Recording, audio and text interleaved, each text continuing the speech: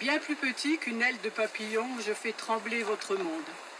Traitez-moi de tous les noms, Corona, Covid-19, fléau. Accusez-moi de tous les maux, viral dans la vie et sur vos réseaux. J'ai poussé plus de 4 milliards d'humains à être confinés. Invisible à l'œil nu, je suis pourtant devenu pour vous un gros problème. En germe, une grande catastrophe.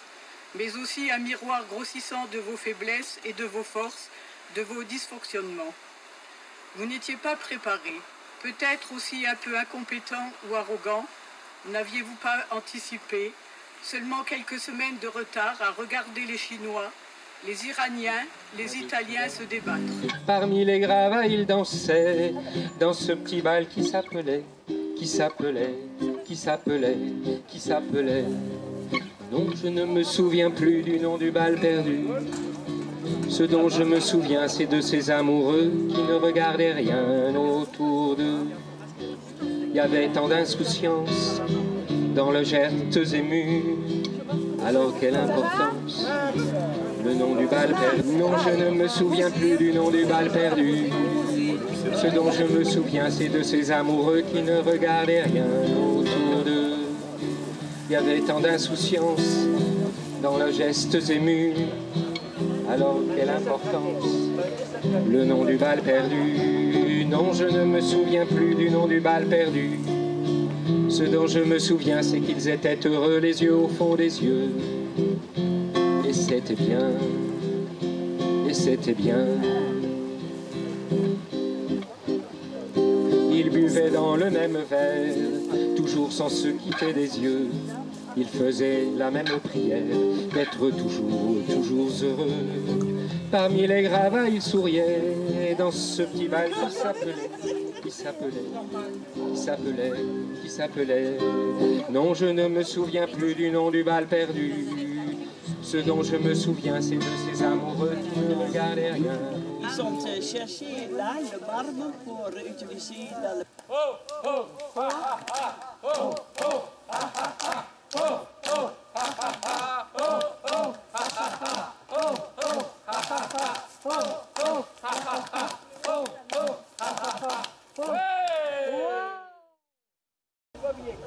Une femme d'honneur. Ta vie s'est arrêtée ce matin de novembre, à l'heure où les papillons noirs, sous le vent du nord, qui emportent les feuilles, se trouvent esselés et se rident un peu plus. Longtemps, au fond de ma mémoire, ce sont saveurs sauvages et tendres sentiments que mes papilles et mon cœur garderont l'image de Bocuse et de mer. L'amour sont un peu belles, celui-là l'est aussi. Mais si vous reprenez en cœur ma chansonnette, je vous dirai merci. Elle était jeune et belle, comme de bien entendu. Il était bien pour elle, comme de bien entendu. Elle était demoiselle, comme de bien entendu. Il se débrouilla pour qu'elle ne le soit plus, comme de bien entendu. Belle de Cardiff nous invite à l'amour.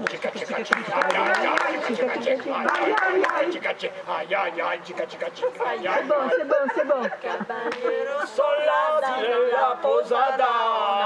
Quelle danse. Les yeux noirs, on apprend le soir. Ici, là. Parlez plus près, le micro. On a quelle danse. Et malgré son sourire et son air la belle ne veut pas de Nama. Ne veut pas de Nama, ne veut pas de Nama, ne veut pas de Nama, ne veut pas, elle ne veut pas de Nama. Tu n'avais pas compris ou pas? Une jeune femme qui tissait du chanvre, qui filait. Romuald s'est avancé. Il l'a trouvée belle. Elle était fraîche. Elle était blonde. Elle était humble. Elle lui a plu. Elle lui a beaucoup plu. Fille, fais ton bagage et suis-moi. Marion a levé les yeux, doucement, et lui a dit, messire, ce n'est pas possible. J'ai ma grand-mère à m'occuper. J'ai aussi un cœur. Et mon cœur, il bat pour un autre que pour vous. Pour Jean le bûcheron. Romuald est sidéré. Sidéré pour la première fois, quelqu'un lui résiste. Philosophe, écoutez cette phrase est pour vous. Le bonheur est un astre volage qui s'enfuit à l'appel de bien des rendez-vous. Il s'efface, il se meurt devant nous. Quand on croit qu'il est loin, il est là tout près de nous. Il voyage, il voyage, il voyage. Puis il part, il s'en va n'importe où. Cherchez-le, il est un peu partout. Le soleil a rendez-vous avec la lune, mais la lune n'est pas là et le soleil attend. Il s'y va souvent chacun pour sa chacune. Ma canoë en fait longtemps. La lune est là, la lune est là. La lune est là, mais le soleil ne la voit pas. Pour la trouver, il faut la nuit, mais le soleil ne le sait pas. Le soleil a rendez-vous avec la lune, mais la lune n'est pas là et le soleil attend. Papali qui la poussade, papali qui la poussade, papali qui la poussade.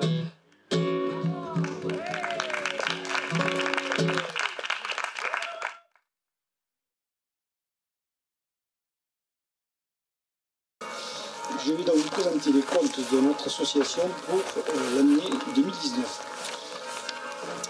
Avant de présenter ces comptes, je voudrais vous préciser que cette année, nous avons intégré dans le compte de résultats l'investissement des bénévoles, que nous avons quantifié en nombre d'heures et que nous avons après quantifié par un tarif horaire en montant total. Et ça change quand même le bilan de notre association. C'est M. Vichy qui nous avait conseillé de faire ça pour que notre bilan reflète l'activité de ces bénévoles qui passent beaucoup de temps à aider nos malades, et beaucoup de temps à travailler dans notre association.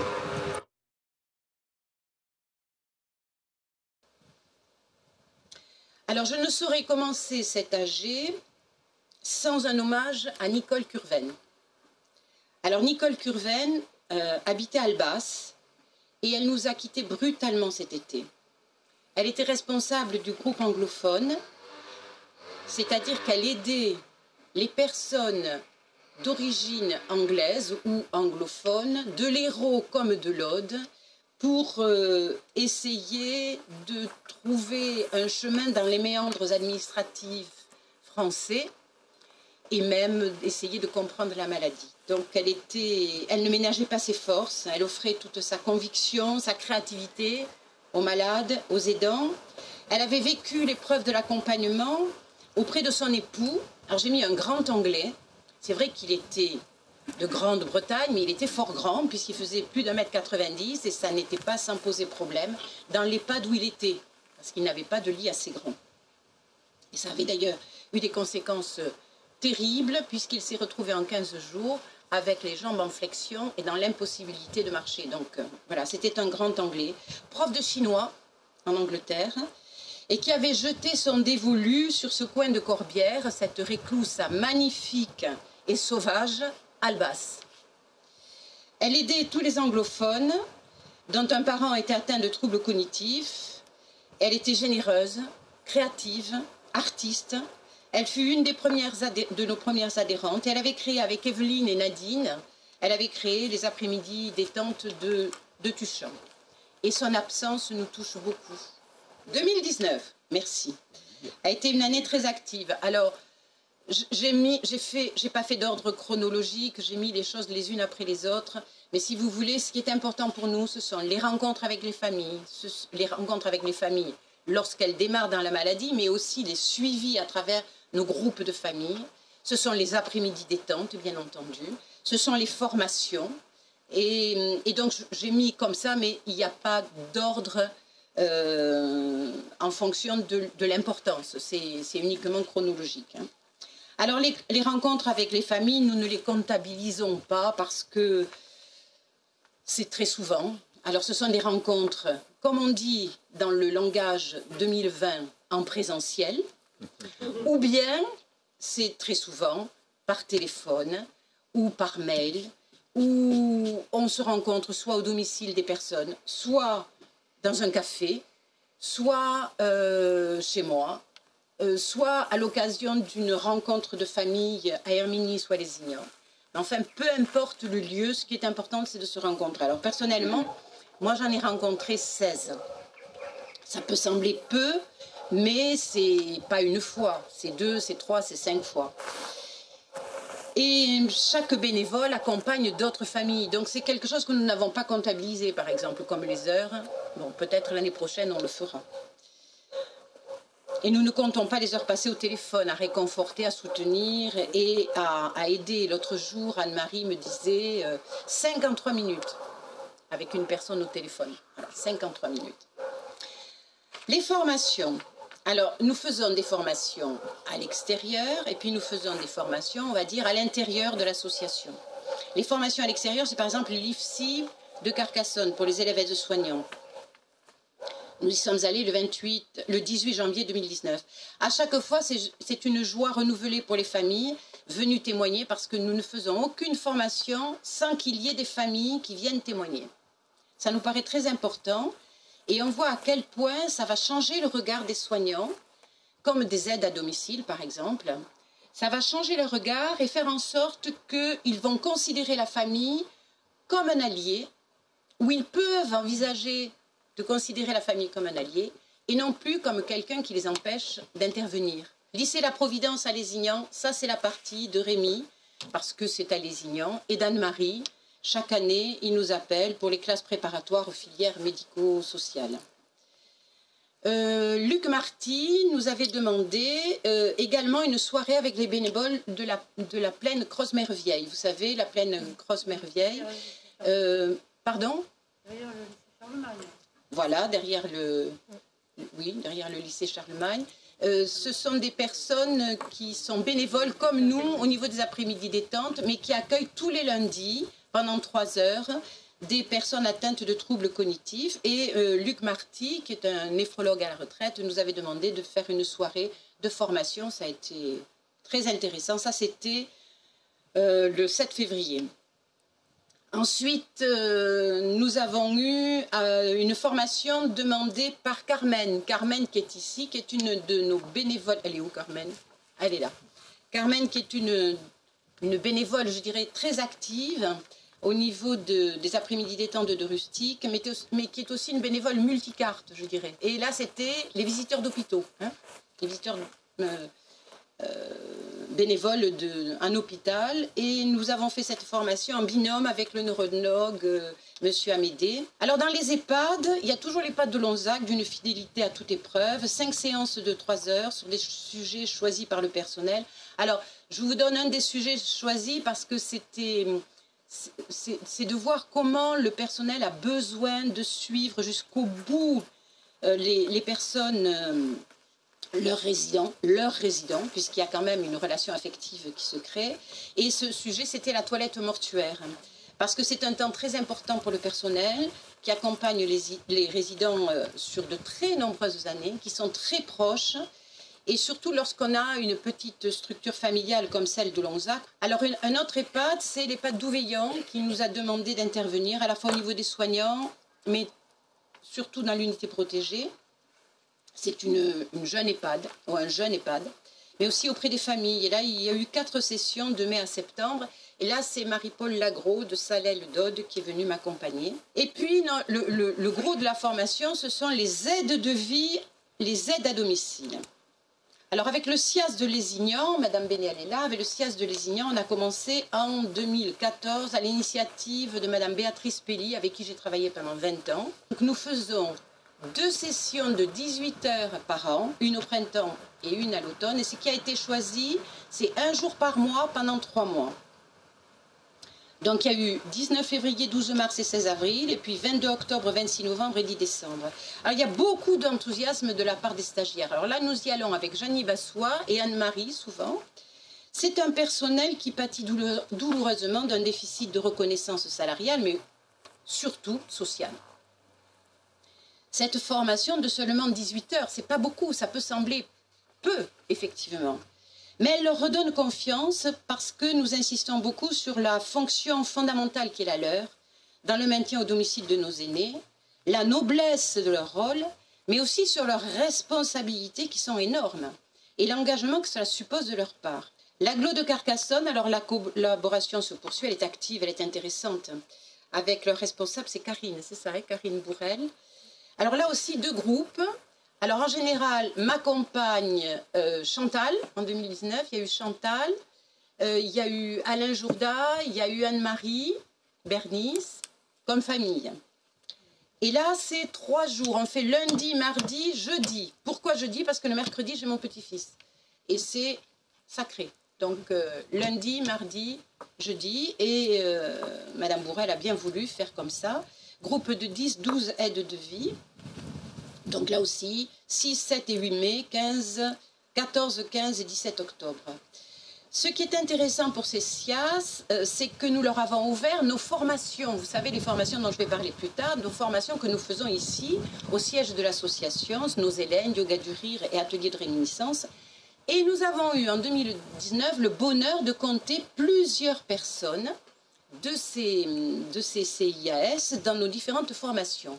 Alors, ces formations aux thérapies non médicamenteuses, vous savez, c'est notre cheval de bataille. Hein, dans les troubles cognitifs, il n'y a pas beaucoup de traitements très efficaces, mais on sait que toutes les thérapies non médicamenteuses peuvent procurer d'abord de la joie, de l'intérêt, sont responsables de la sécrétion d'ocytocine, d'endorphine, de sérotonine, de dopamine, toutes ces hormones du bonheur et de l'élan vital. Et donc, pouvoir bénéficier de thérapies non médicamenteuses ne peut être que bénéfique. C'est ce que nous ne cessons de faire dans nos après-midi détente. Hein, les bénévoles se sont formés et c'est ce qu'elles proposent à longueur d'année. Donc, formation aux thérapies non médicamenteuses. L'année dernière, je vous parlais de notre souhait d'ouvrir à toutes au CIAS, c'est fait. Et nous avons aussi eu la joie de pouvoir l'ouvrir, je pense que c'est grâce à M. Robinson, au service de soins intensifs de neurologie. La cadre de santé, Mme Boyer Marie-Carmen, nous a appelés et elle a envoyé 2 de ses neuropsychologues faire la formation. Et également aux soins palliatifs de la clinique Montréal, qui a envoyé également des aides-soignantes se former. Donc l'atelier de réminiscence est tenu le 24 janvier et le 25 janvier. Je pense que celles qui ont participé s'en souviennent, parce que ça a été, on peut dire, merveilleux, très intéressant, très enrichissant. Mesdames Gaparos et Gastaldi, dont l'intervention a été très remarquée en septembre 2019 lors de la journée mondiale au Conservatoire des Arts, étaient des formatrices. Les 10 participantes ont trouvé que la formation était riche, belle, et que ça leur donnait des idées pour continuer dans les après-midi détente. Nos Hélène, avec Lynn Échausier-Berbizier, participation des aides à domicile, des familles, des soignants des EHPAD et l'EHPAD de Los Einat envoie chaque année plusieurs personnes se former. Et donc, soignante de l'unité de soins palliatifs de la clinique Montréal et aussi l'animatrice de l'EHPAD de Bram. Enfin, petit à petit, voilà, ça gagne. Yoga du Rire. 2 sessions. Là aussi, avec Christian Bigot, qui nous a fait une petite démonstration d'1 quart d'heure tout à l'heure. Les réunions de famille. Alors, 3 lieux très actifs. Lézignan. L'année dernière, je vous avais dit, on va faire 2 groupes parce qu'on est trop nombreux. En fait, on en a fait un. On est nombreux. Des fois, on est un peu trop nombreux, mais ça se passe bien. Hein, c'est tout à fait intéressant. Beaucoup de nouvelles personnes, l'évolution de ceux qui nous accompagnent depuis longtemps, que nous partageons, sujets abordés variés, la maltraitance, les mesures de protection, l'entrée en institution.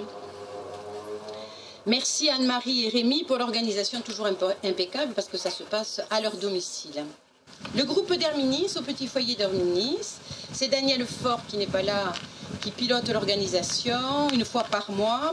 Il y a une réunion où l'équipe s'est débrouillée, c'est la réunion où nous avions invité des assistantes sociales responsables de l'accueil familial. Vous savez, cette alternative intéressante entre l'EHPAD et le domicile. Et on partage tout dans ces groupes, la douleur, les souffrances, les larmes, les joies. Des fois, un sourire, c'est une joie. Et puis la vie, les hospitalisations, les funérailles. Alors, je vais vous donner l'exemple de Monsieur Brun. Monsieur Brun, par exemple, je l'ai eu au téléphone il n'y a pas longtemps. Il a perdu son épouse alors qu'il était lui-même hospitalisé. Et il n'a pu assister aux funérailles. Et ensuite, il est allé directement dans la Somme chez sa fille. Il vient d'entrer en EHPAD, à quelques kilomètres du domicile de sa fille. Et il me dit, c'est moi-même qui ai décidé de me faire hospitaliser. Je me sentais très très mal, il a un problème cardiaque. Hein. Il a 92 ans, je crois, ou 13. C'est un monsieur très digne, très tout sec, la casquette sur les yeux parce qu'il a des troubles oculaires également. Et tout seul, il a décidé d'aller à l'hôpital. Alors il a appelé le taxi, il a fermé sa maison. Il est monté dans le taxi et il me dit, en fermant la porte, je savais que je ne retournerai plus jamais à mon domicile. C'était la dernière fois. Moi, ça m'a bouleversée. C'est le courage ordinaire, hein, mais c'est le courage quand même. Et donc, c'est ce que nous partageons, vous voyez, dans nos réunions de famille. Le dernier groupe, c'est celui de l'EHPAD de l'Océanat, à Cône. On a eu 4 réunions. En fin d'année, il y a eu moins de personnes. Alors, il y a moins d'assistance pour les autres groupes. Et je me posais la question de... Peut-être c'est parce qu'on est dans un EHPAD et que les gens n'osent pas aller dans l'EHPAD. Le fait de rencontrer, d'être confrontés à ce qui sera peut-être la suite de leur histoire. Et de toute façon, monsieur le maire, il faudra nous trouver une autre salle puisque nous ne pourrons pas aller à l'EHPAD. Alors, les après-midi détente, 6. Nous en sommes très fiers. En 2019, 6 ont fonctionné. Avec l'ouverture de celui de Cuxac-Cabardès, avec l'équipe de choc. Cécile, où elle est Cécile? Elle est là. Anne, elle est là. Et Sylvette qui n'est pas là. Auxquels se sont joints Marie-Eliane et Alain Jorne aussi, de temps en temps. Inauguration en présence du maire et des conseillers municipaux le 23 avril. Voilà, j'ai retenu la date, je note. Bon, donc là, c'est pareil pour les AMD, il va falloir qu'on réfléchisse complètement. Enfin, on a commencé à réfléchir, le masque, le gel, la distanciation. Rustique est en pleine forme, bénévoles nombreuses, passionnés, une assistance nombreuse, régulière. Très beau goûter de Noël le 19 décembre avec 3 AMD réunis. Et toujours cette merveilleuse initiative de l'école primaire qui fait faire une tombola par les enfants au profit de nos AMD. Voilà, il y a une rencontre entre les enfants et les personnes âgées. Herminis accueille ses amis avec bonheur. L'équipe pétille de créativité, nombreuse, complémentaire, rien à dire. Roufiac a du mal à recruter, l'AMD de Roufiac. Et là aussi, la mairie a changé, donc il nous faudra retourner voir la mairie. Ginestas aussi, bon, Chantal n'est pas restée. Là aussi, elle se trouve un peu seule, aidée de Régis. Mais 2 bénévoles pour préparer, organiser, animer un après-midi détente, ce n'est pas suffisant. Il faut être un peu plus... Au moins 4. Et un projet est en cours sur Périac-Minervois. Contact a été pris avec Madame le maire, Denise Gilles. Mais comme vous le savez, les conditions étant bien singulières, il nous faut être patient, bien que très déterminés.